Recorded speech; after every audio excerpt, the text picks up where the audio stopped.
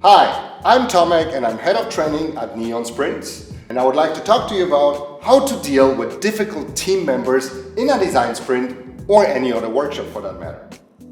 This is a Neon Sprints Facilitation Secrets with Tomek on Facilitator Challengers. At Neon Sprints, based on our experiences with design sprints and other workshops that we run with and for our clients, we have identified 5 archetypes that you need to deal with in a particular way in a workshop environment. I'm going to walk you through those 5 archetypes, and for each one of those types, I'll explain to you their characteristics and how to handle them. Let's start with the first type, and I'm sure that you've experienced this one sometime in the past. The first archetype describes the people that typically are somehow ending up in front of the group instead of the facilitator that is actually running or supposed to run the show. How does that work? Well, they would start asking questions along the lines of, let me just clarify one thing. May I briefly just interrupt and clarify one point that is really important for me? And I think everybody in the room would agree with me as well. Yeah. If you hear these kind of sentences, then you most probably have someone in the room that is the leader, also called the alpha, leader of the pack. These are the ones that naturally tend to take over the situation and the lead in a workshop. What's important for you to know about the leaders is that they are driven by power. What does this mean for you? It means that they need to feel important. They need to be the ones that in some way are given an important task in the workshop or in the design sprint. An important task is not, for instance, can you please make sure that we stay on time? An important task would be something along the lines of, I need you to be the decider for our design sprint, and without you and your decisions, we won't be able to complete it in the right way. I think you get the gist of the thing. You need to make sure that they feel important and that they know that they have an important task to do. Give them an outlet to take over the stage for periods of time and make sure that everybody listens to them at that time and that they have the opportunity to present themselves as the actual leader, at least at times. Make them feel important. Not everybody is a natural born leader. You will end up also with different types of people in the room, and they need a different approach. Another type of team member that you might encounter in a workshop or in a design sprint is someone who maybe in the beginning will listen to you intently, maybe even participate in your discussions and just, be part of the team. But at some point where you have the feeling that you just covered everything you needed to cover on a particular topic and you want to move on, they will do something along the lines of, excuse me, I think we need to stop here for a moment and clarify this a little bit more in detail.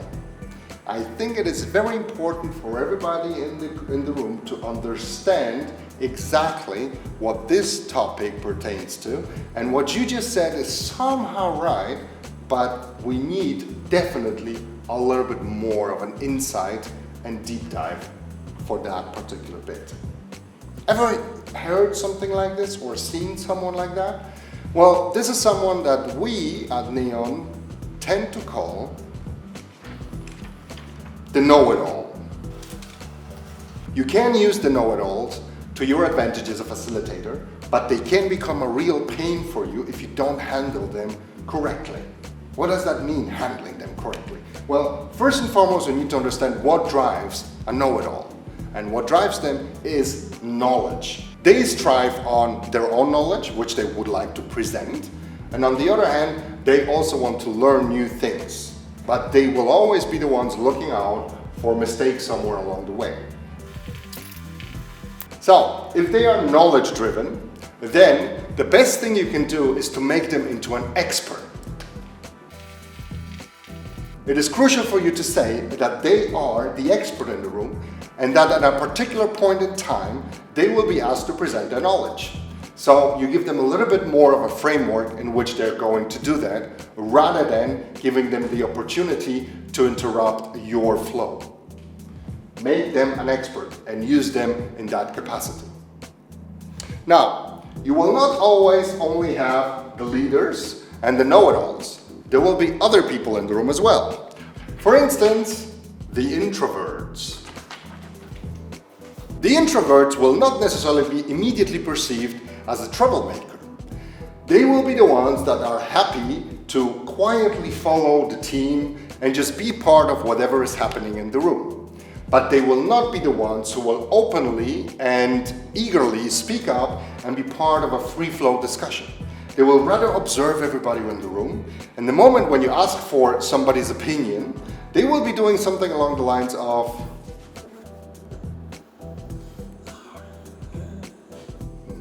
or they will be the ones taking up a piece of paper and looking at it very intently, thinking that something will materialize on it.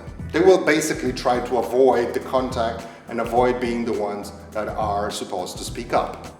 Now, this might be an issue for you if you need their input, and if you need something, then you can ask for it by being very specific about what you want from them. The introverts in a workshop or in a design sprint are driven by instructions. And what does it mean for you?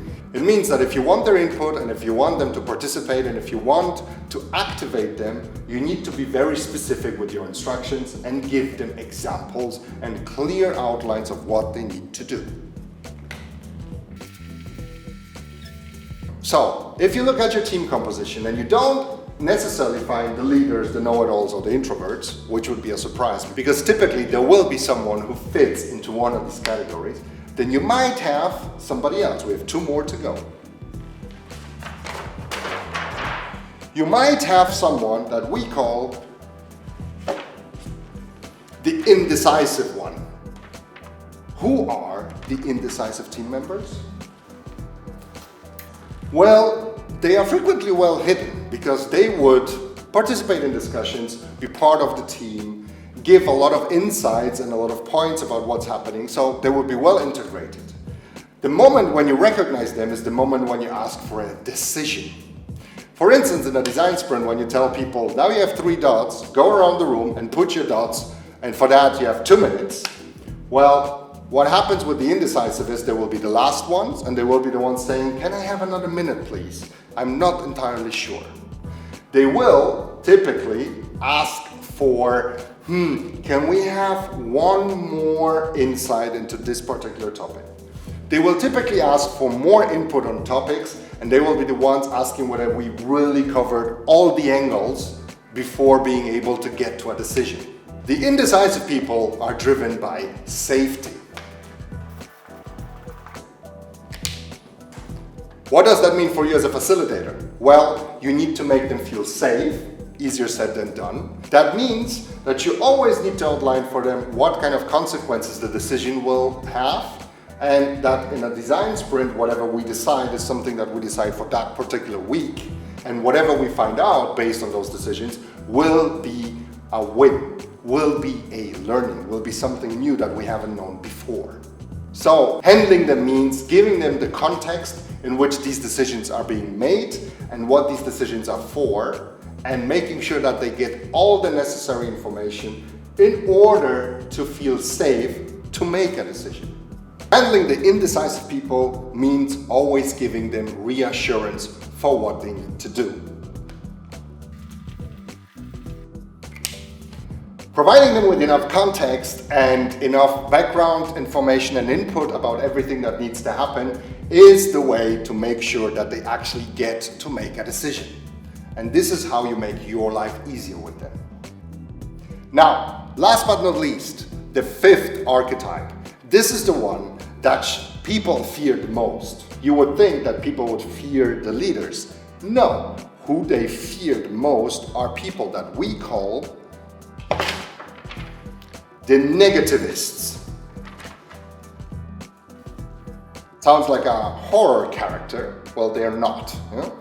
but they tend to have a typical body language that already kind of tells you that you have one of those in front of you in a workshop or a design sprint. And it goes something like this.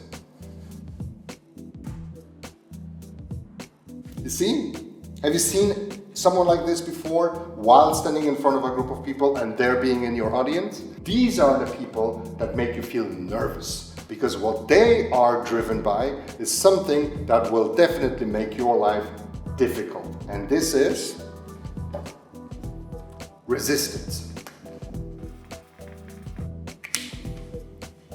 What does it mean? Well, they would typically say things along the lines, this will never going to work.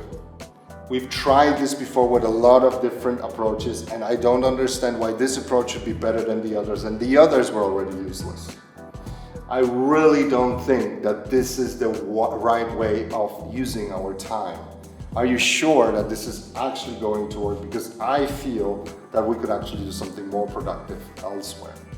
Now, if you ever had someone like this in front of you, you know that these kind of people can steal your thunder in a minute.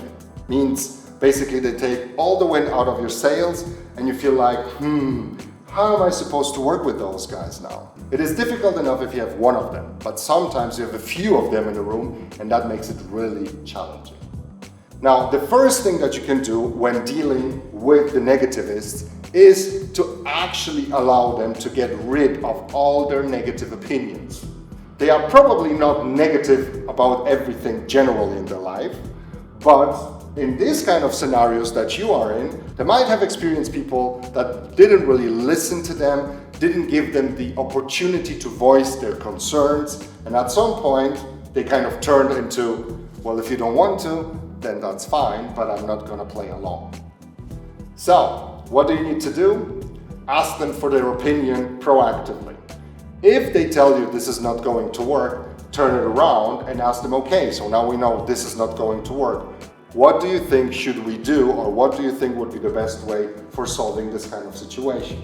Try to make them an expert on a particular topic, because this is the only way that you're going to be able to channel them productively in a workshop.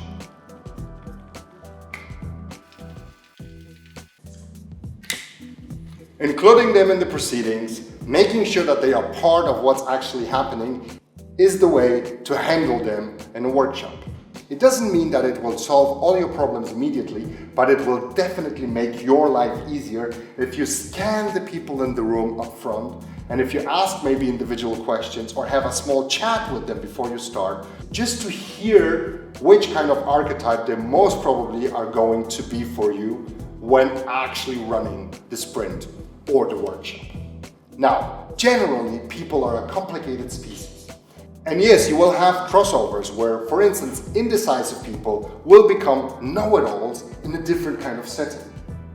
But knowing that you have these particular types of people in front of you and preparing yourself mentally with how you can handle them and what could you do if a particular situation emerges will make your life as a facilitator much easier.